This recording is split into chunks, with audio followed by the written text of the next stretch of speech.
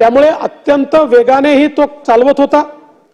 त्याच्या घरापासून कंप्लीट सीसीटीव्हीचं जे नेटवर्क आहे ते त्या ठिकाणी जप्त झालेलं आहे। तो पहिले ज्या बारमध्ये बसला जिथे दारू प्यायला त्याचं सीसीटीव्ही फुटेज ते जप्त केलेलं आहे। त्या सीसीटीव्ही फुटेज सोबत त्यांनी दिलेलं बिल जप्त केलेलं आहे। तो दुसऱ्या बारमध्ये जिथे बसला त्याचं सीसीटीव्ही फुटेज हे जप्त केलेलं आहे।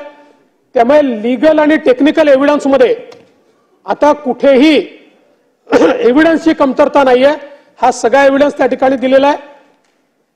त्याच्या वडिलांवर कारवाई करण्यात आलेली आहे, कारण वडिलांनी त्या ठिकाणी ज्युएनाइल जस्टिस ऍक्ट अनुसार आपला मुलगा ऍडल्ट नाही हे माहिती असताना देखील त्याला गाडी चालवायला देणं हा गुन्हा आहे, म्हणून त्याबद्दल त्यांच्यावर गुन्हा दाखल झालेला आहे। जे बारचे त्या ठिकाणी मॅनेजर आहेत सगळे त्यांच्यावर त्यांनी तपासणी न करता त्याला लिकर सर्व्ह केली, त्यांच्यावर गुन्हा दाखल झाला। त्या सगळ्यांना अटक त्या ठिकाणी झालेली आहे। आणि याच्यासोबत त्याचे जे आजोबा आहेत त्यांनी त्या ड्रायव्हरला तू हे अंगावर घे, ड्रायव्हर गेला होता की मी चालवत होतो, पण पोलिसांनी ते मान्य केलं नाही। पोलिसांनी सांगितलं आमच्याजवळ इनफ एव्हिडन्स आहे की हाच चालवत होता। त्यानंतर त्या ड्रायव्हरला एक दिवस त्या आजोबांनी आपल्या घरामध्ये कोंडून ठेवलं आणि त्याला सांगितलं की तूच हे अंगावर घेतलं पाहिजे, पण त्यांनी ते काही शेवटी मान्य केलं नाही। त्यामुळे वडील आणि आजोबा या दोघांवर किडनॅपिंगची केस लावलेली आहे। अजूनही ते त्या ठिकाणी अरेस्टेड आहे।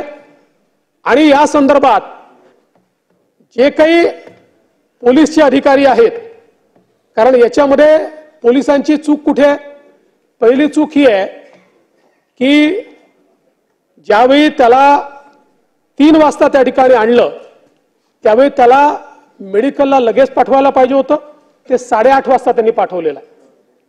त्यामुळे दुसरं अशा प्रकारचा गुन्हा घडला।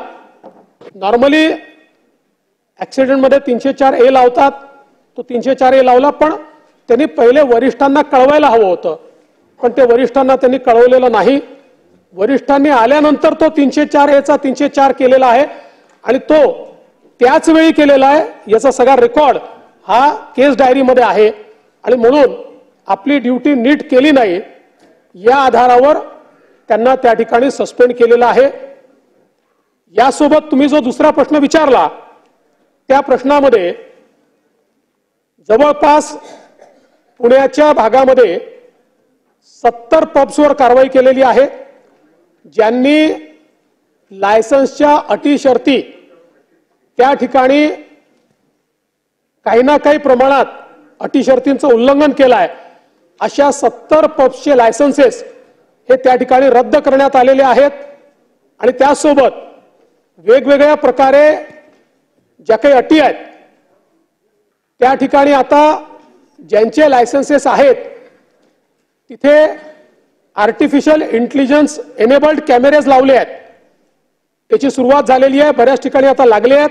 कंपल्सरी केलाय की ज्यातनं त्यांनी किती वाजता बंद केलं, त्यांनी सर्व करताना त्याचं जे काही वय आहे ते तपासलं की नाही, या सगळ्या गोष्टी या कॅमेऱ्याच्या माध्यमातून त्या ठिकाणी तपासल्या जात आहेत।